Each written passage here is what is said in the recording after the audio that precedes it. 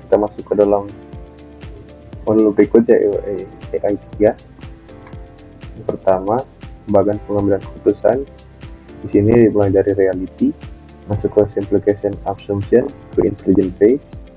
Di dalam intelligent phase terdapat organisational objektif, search and scanning procedures, data collection, problem identification, problem classification, problem statement. Dan masuk ke dalam design phase terdapat formulate a model, set criteria for choice, search for alternative, predict and measure outcome. Jika desain phase gagal, itu akan validation of the model dan kembali ke reality.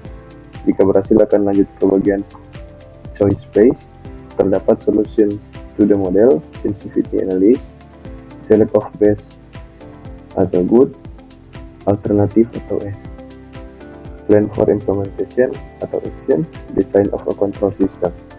Jika berhasil akan masuk ke implementation of solution, jika tidak akan kembali ke reality dengan verification testing of proposed solution.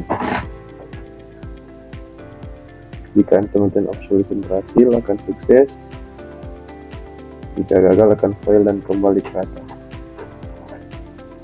Slide berikut 3 fase dalam pengambilan keputusan. Yang pertama, intelligent phase, identifikasi masalah. Kedua, design phase, rekonstruksi sebuah model yang mempresentasikan sistem.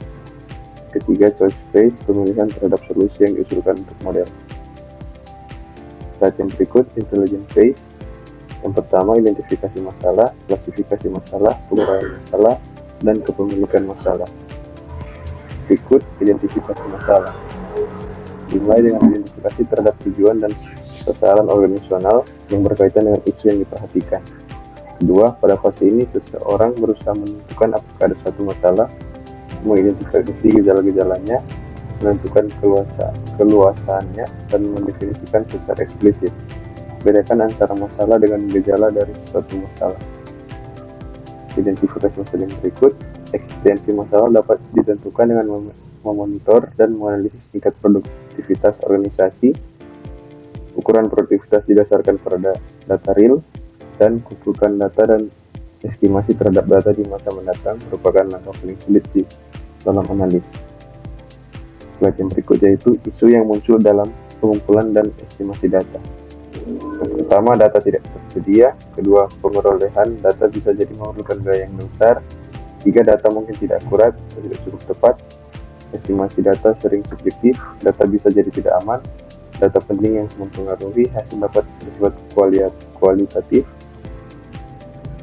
Hasil akhir dapat terjadi lebih dari periode yang ditentukan, dan diasumsikan data yang akan datang akan sama dengan data historis. Berikut identifikasi masalah. Menentukan apakah masalah benar-benar ada, di mana dan seberapa signifikan dapat dilakukan setelah investigasi awal selesai dilakukan. Kedua, poin kunci adalah apakah sistem informasi melaporkan masalah atau hanya melaporkan gejala-gejala dari semua masalah. Berikut klasifikasi masalah. Konseptualisasi terhadap suatu masalah dalam rangka menempatkannya dalam suatu kategori yang dapat didefinisikan mengarah pada suatu pendekatan solusi standar.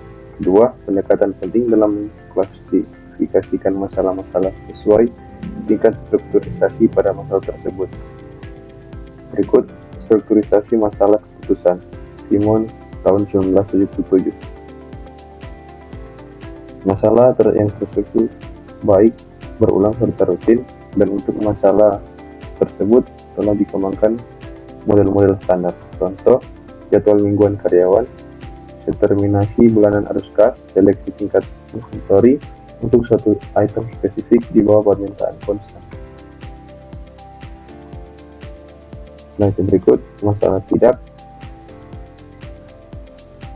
terstruktur yang belum dikenal sebelumnya dan tidak terjadi lagi. Contoh, menangani proyek penelitian dan pengembangan yang rumit, keputusan merger dan akuisisi, memilih suatu pekerjaan, mengevaluasi inisiatif e-commerce. Masalah semi terstruktur berada di antara kedua spektrum tersebut. Berikut masih strukturisasi masalah keputusan. Masalah dapat menjadi tidak terstruktur ketika pengetahuan atau informasi yang tersedia sangat minim atau tidak ada. Dua, mengembangkan pengetahuan mengenai suatu masalah dapat menambah struktur pada masalah tidak terstruktur atau semi terstruktur. Berikut penguraian atau dekomposisi masalah. Pertama, masalah yang kompleks dapat dibagi menjadi banyak submasalah. Kedua, memecahkan submasalah yang lebih sederhana dapat membantu memecahkan masalah yang kompleks. Dan ketiga, dekomposisi memfasilitasi komunikasi di antara para pengambil keputusan. Menentukan kepemilikan masalah merupakan hal penting pada fase inteligensi. Kedua, sebuah masalah di dalam sebuah organisasi hanya jika seseorang atau beberapa kelompok mengambil tanggung jawab untuk mengatasinya dan jika organisasi memiliki kemampuan untuk memecahkannya. Untuk memecahkan masalah yang berikut, ketika pemilikan masalah tidak ditentukan, maka seseorang tidak melakukan tugasnya atau masalah akan diidentifikasi sebagai masalah orang lain. Kedua, oleh karena itu penting bagi seseorang untuk secara sukarela memiliki atau menugaskannya kepada orang lain. Dan ketiga, fase inteligensi berakhir dengan pernyataan masalah secara formal.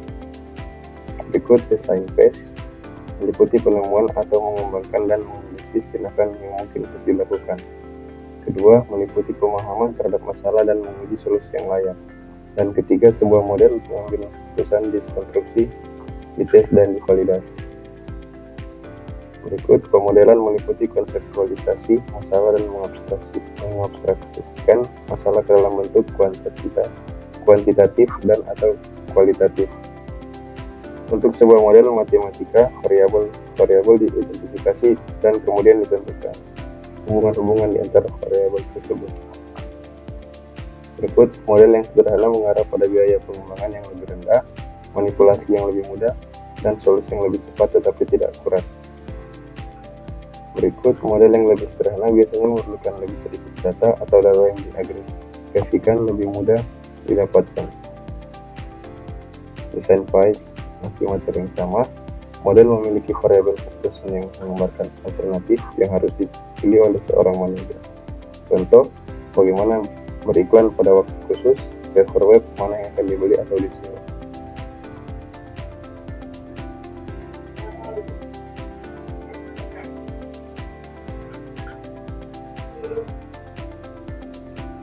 Desain PIE berikut sekumpulan variabel hasil seperti laba, pendapatan atau penjualan, menggambarkan tujuan atau sasaran dari masalah pengambilan keputusan.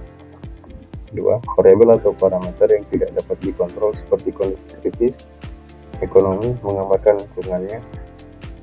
Tiga, proses pemodelan meliputi menentukan atau matematis atau simbolis hubungan-hubungan antara berbagai variabel. Yaitu slide yang berikut memilih sebuah prinsip pilihan. Yang pertama, prinsip pilihan adalah sebuah kriteria yang menggambarkan aksesibel dari sebuah solusi atau kemampuan untuk dapat diterima. Kedua, pada sebuah model prinsip tersebut adalah sebuah variabel hasil. Tiga, memilih sebuah pilihan melibatkan bagaimana membuat sasaran pengambilan keputusan dan bagaimana sasaran tersebut disebutkan ke dalam model. Terakhir, prinsip pilihan normatif dan deskriptif. Model normatif, model di mana alternatif yang dipilih merupakan alternatif terbaik dari semua alternatif yang mungkin.